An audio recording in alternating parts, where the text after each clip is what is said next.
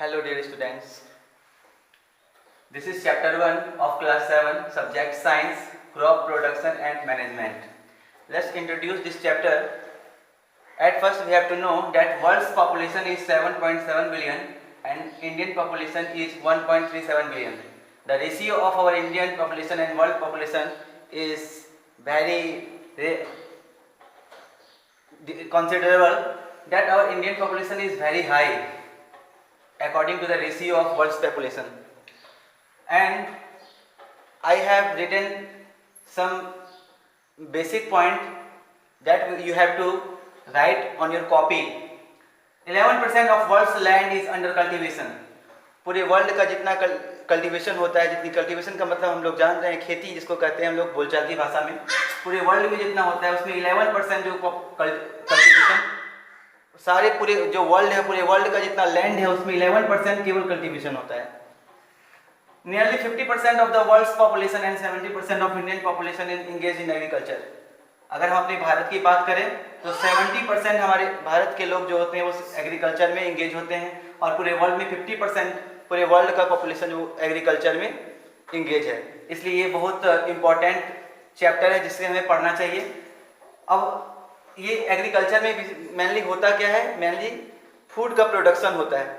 तो जानेंगे फूड की का इम्पोर्टेंस क्या है. What is the importance of food. All living organisms need food for their growth and survival.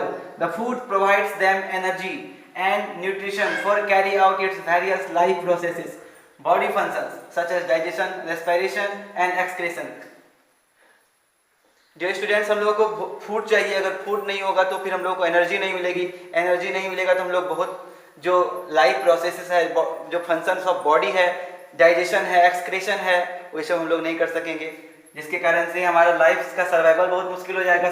Survive करने के लिए हमें फूड चाहिए और फूड लाने के लिए हमें एग्रीकल्चर सीखना होगा, कल्टीवेशन सीखना होगा, क्योंकि without cultivation we can't get food. We get our food from plants and animals और बोथ ऑफ देम. हम लोग पहले भी पिछले क्लास में पढ़ चुके हैं, 7 क्लास में ही पढ़े हैं कि 2 प्रकार के किंगडम होते हैं. एक होते हैं ऑटोट्रॉफ, एक होते हैं हेटरोट्रॉफ. तो ऑटोट्रॉफिक जो होते हैं वो खुद अपने फोटोसिंथेसिस के द्वारा खुद भोजन तैयार करते हैं. बाकी जो जितने प्लांट्स और एनिमल्स होते हैं, जैसे हम लोग ह्यूमंस होते हैं, वो सारे हेटरोट्रॉफ्स होते हैं जो डिपेंड करते हैं. इसलिए हम लोग जो फूड प्राप्त करते हैं वो डिपेंडेड होते हैं, ज़्यादातर खासकर हम लोग डिपेंडेड होते हैं. इसलिए हम लोगों को प्लांट्स को रोपना पड़ता है, उसे लगाना पड़ता है, ग्रोथ करना पड़ता है, डेवलप करना पड़ता है प्लांट्स को. Thus a country should be self dependent in self sufficient in food to feed its population. इसलिए कोई भी देश को फूड के मामले में सेल्फ डिपेंडेंट होना चाहिए. उसके पास इतना सफिशिएंट मात्रा में फूड होना चाहिए कि वो अपने कंट्री के पॉपुलेशन को फीड कर सके, उसे देखभाल कर सके. हमारा एग्रीकल्चर का बॉर्न कैसे हुआ, जन्म कैसे हुआ एग्रीकल्चर का, उसके बारे में जानते हैं. People were nomadic till 10,000 BC. They were in search of food and ate raw fruits and vegetables.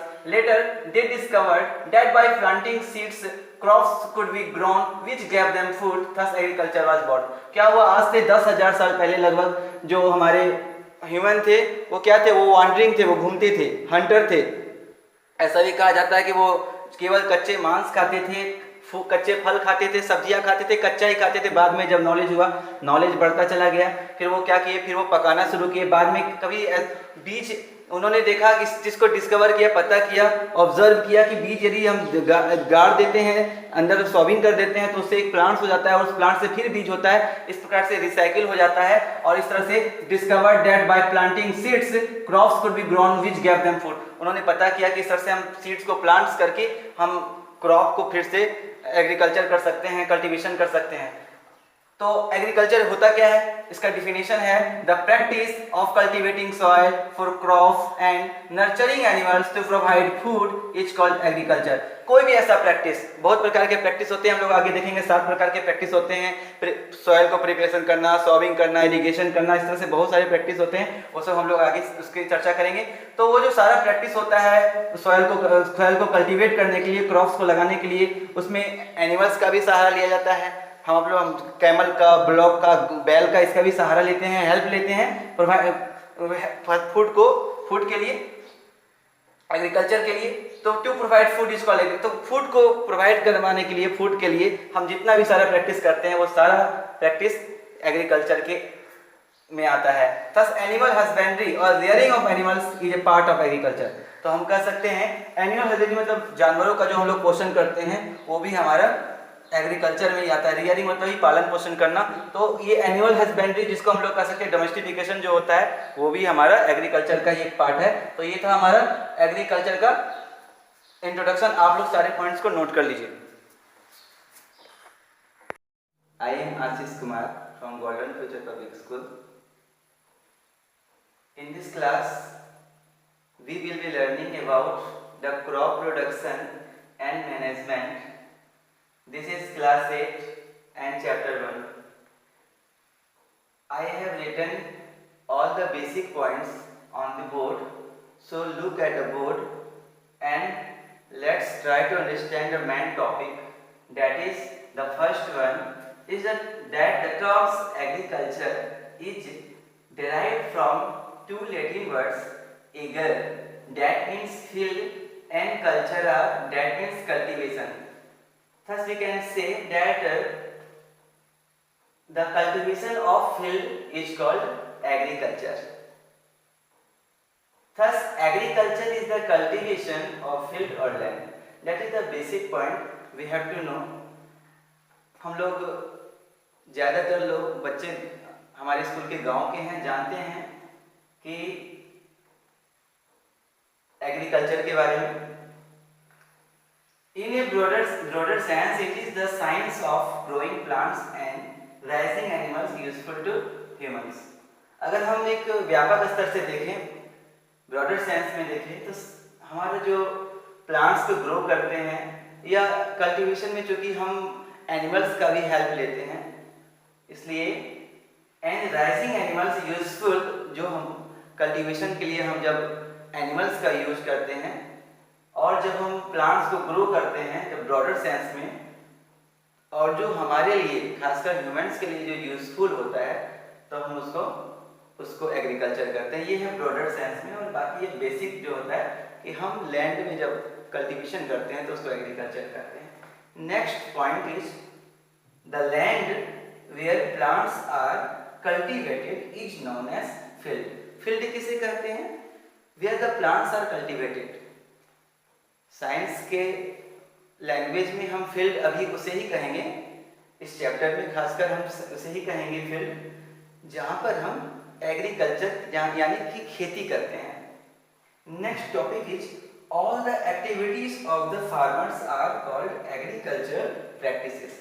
हम लोग देखते हैं कि हमारे किसान लोग, फार्मर्स लोग बहुत सारे एक्टिविटीज करते हैं, जैसे कि सॉइल का प्रिपरेशन करते हैं, सोविंग ऑफ सीड्स, बीज को बोते हैं, इरिगेशन करते हैं, कल्टीवेशन आपका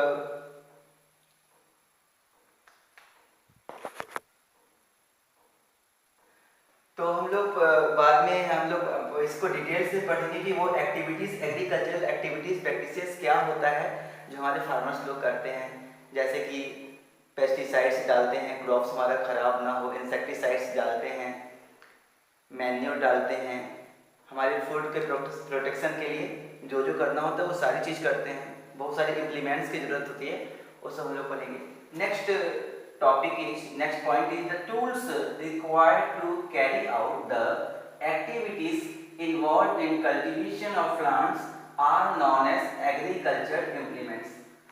तो बहुत सारे टूल्स होते हैं जो एग्रीकल्चरल प्रोग्राम्स के लिए, एग्रीकल्चरल एक्टिविटीज़ के लिए हम फार्मर्स लोग यूज करते हैं, which are use for cultivation. For example हू होता है, फ्लव होता है जिसको हम लोग हिंदी में हल कह सकते हैं, फावड़ा कहते हैं। तो वो सबों का इस्तेमाल किया जाता है, जिसको हम लोग क्या बोलते हैं? एग्रीकल्चरल इम्प्लीमेंट्स बोलते हैं। Next, some implements are used with the help of animals like bullocks and camels। और हम लोग देखते हैं खासकर गांव में, विलेज में हम लोग देखते हैं कि बुलॉक, बैल के द्वारा जो है इरिगेशन किया जाता है। These days tractors and harvesters are being used by man in work। और आज के डेट में क्या हो रहा है, ट्रैक्टर और हार्वेस्टर जैसी मशीनों का इस्तेमाल किया जा रहा है, जिससे क्या हो रहा है, हमारा वर्क फास्ट हो रहा है, बहुत कम समय में लेबर कम लग रहा है, समय कम लग रहा है और काम बहुत ज़्यादा हो रहा है, जिसके कारण से आज ग्रीन रिवॉल्यूशन हो चुका है पूरे समस्त विश्व में और बहुत ज़्यादा क्रॉप आज प्रोडक्शन हो रहा है, क्रॉप का प्रोडक्शन हो रहा है। क्रॉप किसे कहते हैं? Crop it means the plants of the same kind grown and cultivated at one place on a large scale. जब हम लोग प्लांटेशन जब करते हैं तो बहुत चीज़ का प्लांटेशन करते हैं, लेकिन जब हम क्रॉप की बात करते हैं, जब हम टर्म क्रॉप लेते हैं तो इसका मतलब ये होता है कि जब हम प्लांट्स को एक समूह में इकट्ठा करके ग्रुप वाइज क्या करते हैं, एक ही जगह जब एक लैंड में जब हम कल्टीवेटेड करते हैं और उसका ग्रोथ करते हैं large on a large scale, व्यापक पैमाने पर जब हम करते हैं, लार्ज स्केल में करते हैं तो उसको हम क्रॉप बोलते हैं।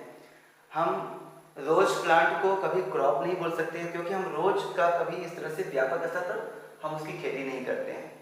हम जैसे हम करते हैं वीट का करते हैं, हम पल्सेस का करते हैं, तो उस प्रकार के जितने क्रॉप जो प्लांट्स होते हैं उसे हम क्रॉप्स करते हैं। Next topic is the product which is obtain from crop is called production.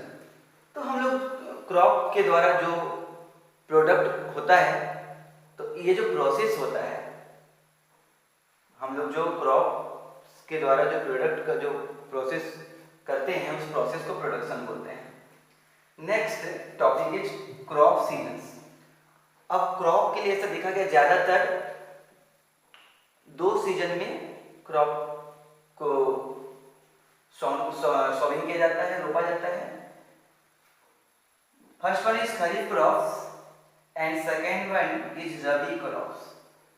Kharif crops ऐसे क्रॉप्स होते हैं जिसमें ज़्यादा पानी, it needs lots of water, इसमें बहुत ज़्यादा पानी की ज़रूरत होती है, इसलिए गर्मी में रोप दिया जाता है और बरसात आते आते इनको जितने पानी की आवश्यकता होती है वो उनको मिल जाती है।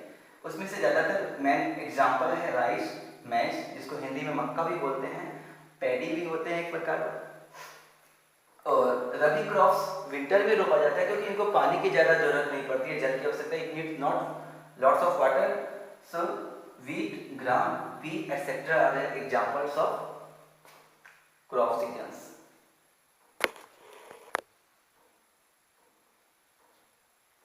Dear students, these are the main basic points of your chapter 1. So you have to write in your copy and you can make a fair copy through this board. अब आप लोग जल्दी से इसको एक स्क्रीनशॉट ले लीजिए और इसको आप अपनी कॉपी में नोट कर लीजिए।